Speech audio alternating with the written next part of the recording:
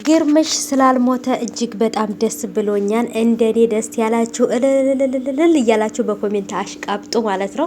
ሰምታችኋል ውዶቼ፣ እኔ በጣም ደስ ብሎኛል። ግርምሽዬ ምንም ስላልሆነ ምንም ነገር ስላልደረሰበት በጣም ነው ደስ ያለኝ ከምላችሁ በላይ ማለት ነው። እንግዲህ በቃ ማለት ፈገግታዬ ሁሉ ነገር ራሱ እየሳኩ ነው የመጣሁትና በጣም ደስ ብሎኛል።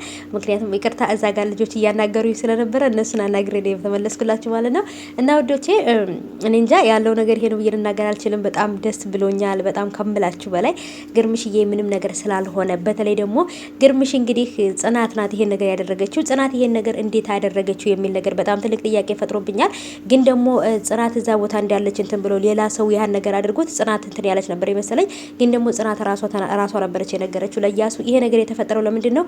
በዚህ ስበብ ተደርጎ ግርምሽም እዛ ቤት እንዲገባ ስለተፈለገ ሊሆን ይችላል። ይሄ ነገር እንግዲህ የጽናትና የግርማ ድራማም ሊሆን ይችላል ማለት ነው።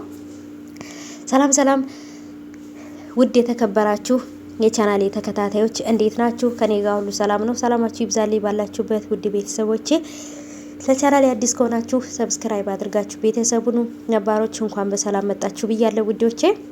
ተወዳጁ የጽናት ድራማ እንግዲህ በተለመደው ሰዓት ተለቆ በጣም ደስ ብሎኛል ማለት ነው ውዶቼ።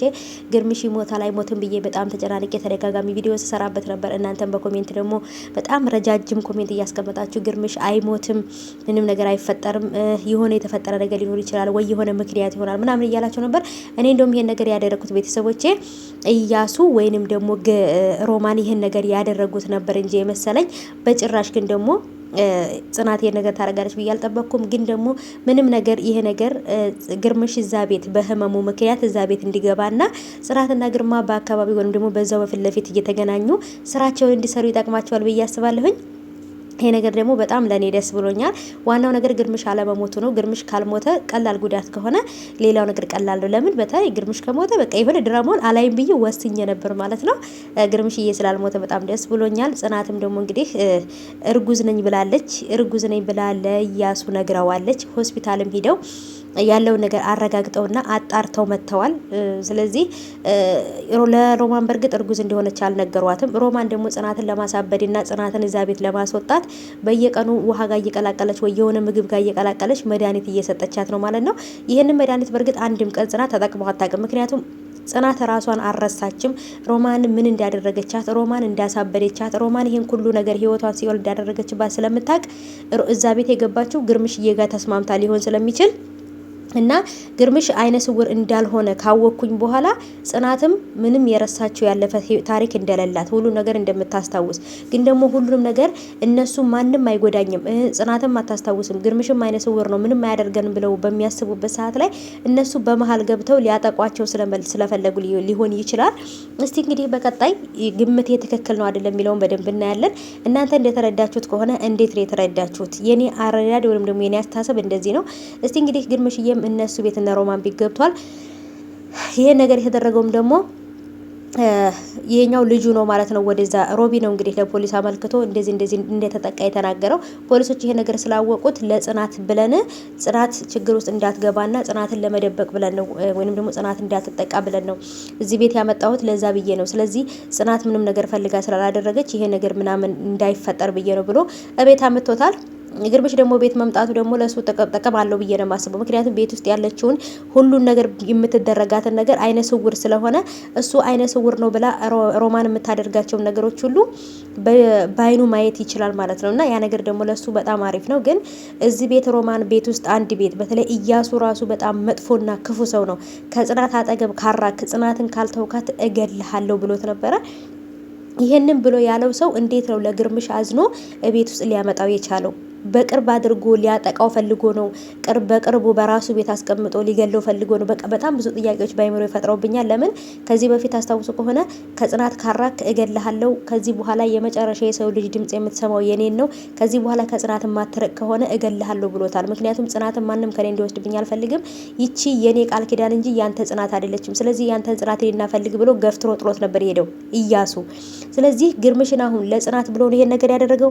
ጽናት እርጉዝ ነኝ ብላ ስላለችው ጽናት ምንም ነገር እንዳይደርስባት ብሎ የእውነት ጽናት የበፊት ቃል ኪዳን መስላው ወይንም የበፊት ቃል ኪዳን ትተካልኛለች ብሎ አስቦ ይሄን ነገር አድርጎ ከሆነ ለነሱ በጣም አሪፍ ነው ብዬ አስባለሁ። ምክንያቱም ለጽናት ተጨንቆና ለጽናት አስቦላት ከሆነ ደስ ይለኛል።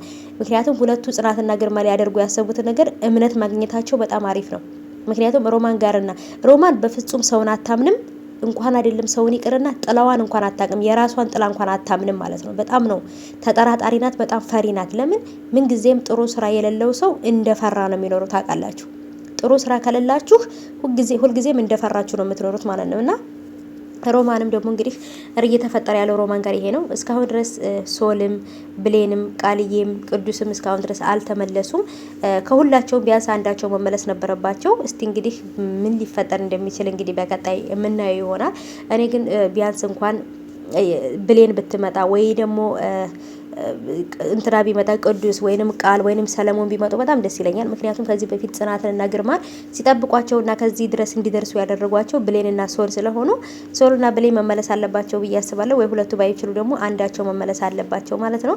እና እንግዲህ ግርምሽዬ ምንም ባለመሆኑ በጣም ደስ ያላችሁ ሰዎች እስቲ ኮሜንት ላይ አስቀምጡልኝ። እስኪ አሽቃብጡ እንደኔ ማለት ነው። ሰምታችኋል።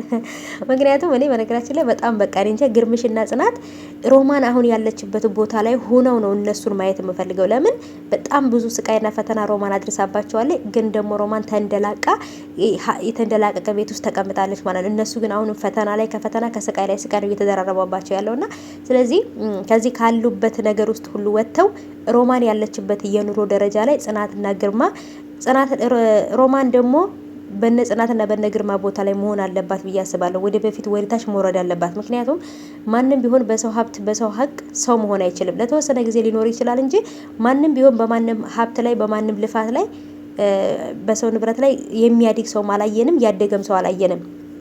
እና ስለዚህ ውዶቼ እንግዲህ ግርምሽ ምንም ስላልሆነ በጣም ደስ ብሎኛል። ጽናትም ደግሞ ከዚህ በኋላ ጠንክራ በርትታ አላማዋን በደንብ ግብ ማድረስ አለባት። አባቷንም ደግሞ መጠበቅ አለባት። በዚህ ሰበብ አድርጋ ወደ ቤት አባቷ እንዲመጣ ያደረገችው እንግዲህ ምክንያት ስላላት ይሆናል። በእርግጥ ጽናት ምንም እንደማታቅ ነው የሆነችው። እንዴት እዚህ ቤት ይመጣል ብላ ተቃዋሚ ነበር የሆነችው። እና እኔ ራሴ በቃ አምናት ነበር ባላቃት እና እንግዲህ እስቲ ምን ሊፈጠር እንደሚችል አላውቅም። እርጉዝ ናት እንግዲህ ጽናት የውሸት ይሁን የእውነት ባላውቅም እርጉዝ ነኝ ብለዋለች።